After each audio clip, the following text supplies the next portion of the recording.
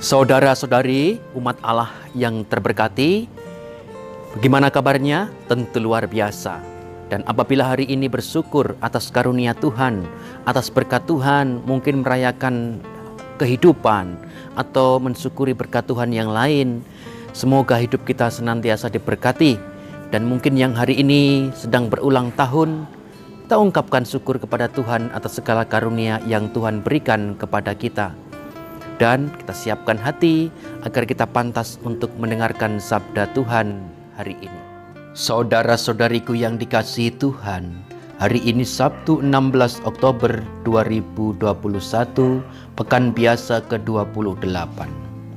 Kita akan mendengarkan Injil Suci menurut Lukas, bab 12 ayat 8 sampai dengan 12. Sekali peristiwa, Yesus bersabda kepada murid-muridnya, "Barang siapa mengakui aku di depan manusia, akan diakui pula oleh Anak Manusia di depan para malaikat. Tetapi barang siapa menyangkal aku di depan manusia, ia akan disangkal pula di depan para malaikat Allah.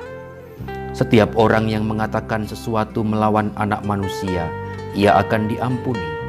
Tetapi barang siapa menghujat Roh Kudus, tidak akan diampuni. Apabila kalian dihadapkan kepada majelis atau pemerintah atau penguasa, janganlah kalian khawatir bagaimana dan apa yang harus kalian katakan untuk membela dirimu. Sebab pada saat itu juga Roh Kudus akan mengajarkan kepadamu apa yang harus kalian katakan." Demikianlah sabda Tuhan. Terpujilah Kristus.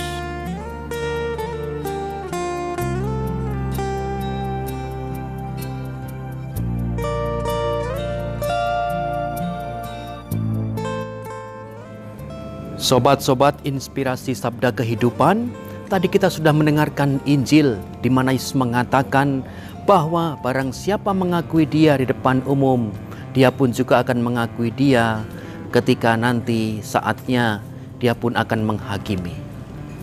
Pertanyaannya jelas, kita mengimani Kristus sudah berapa puluh tahun?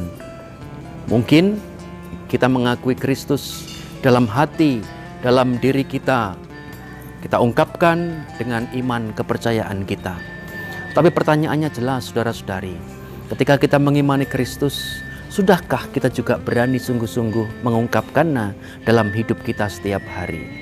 Bukan berarti kita di mana-mana lalu membuat tanda salib, aku Kristiani, aku pengikut Kristus. Bukan, kita malah disangka nanti orang gila. Tetapi ketika saudara-saudari kita semua di tempat pekerjaan kita, bagaimana kita bersaksi bahwa kita adalah murid Kristus yang menunjukkan sungguh-sungguh jati diri kita sebagai orang Kristiani. Di mana tempat kerja kita mungkin ada perselisihan, ada percekcokan, beranikah kita membawa di sana kerukunan atau perdamaian? Ketika kita pergi keluar lagi, teman-teman kita sedang ada permasalahan, sedang kesusahan. Bagaimana umat Kristiani yang mengakui diri sebagai murid Kristus di sana harus hadir? Di sanalah umat Kristiani yang mengaku diri murid Kristus bisa menunjukkan bahwa dia memiliki belas kasih, dia memiliki kepedulian. Ketika berjumpa dengan saudara-saudarimu yang mungkin secara sadar dan kamu tahu bahwa dia menyakiti hati diri kita dengan sengaja menjelek-jelekan nama kita, atau di belakang kita dia mengomongin kita, menggosipin kita, atau menjelek-jelekan nama kita, dipanggil untuk apa sebagai orang Kristiani? Berani untuk sungguh-sungguh mengampuni, berani untuk sungguh-sungguh menerima dia apa adanya. Maka saudara-saudariku yang dikasihi Tuhan, mengikuti Kristus bukan kata-kata semata. Mengakui dia sebagai juru selamat bukan kata-kata semata yang bisa kita ungkapkan. Tapi Kristus menuntut kita agar kita menghidupinya dan kita wujudkan dalam kehidupan yang nyata. Kalau kita mengikuti Kristus dan mengakui dia sebagai pembawa damai, pembawa cinta kasih, pembawa pengampunan, tetapi diri kita belum mengalami itu, berarti kita pun juga belum sungguh-sungguh menjadikan Kristus hidup dalam diri kita.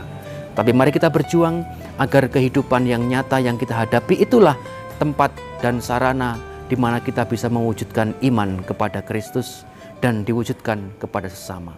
Panggilan kita untuk senantiasa mewujudkan iman kita akan Kristus. Selamat berjuang saudara-saudariku. Selamat juga merayakan kehidupan, mensyukuri karunia Tuhan, dan terus kita menjadi lebih baik dari hari ke hari. Tuhan memberkati kita semua. Amin.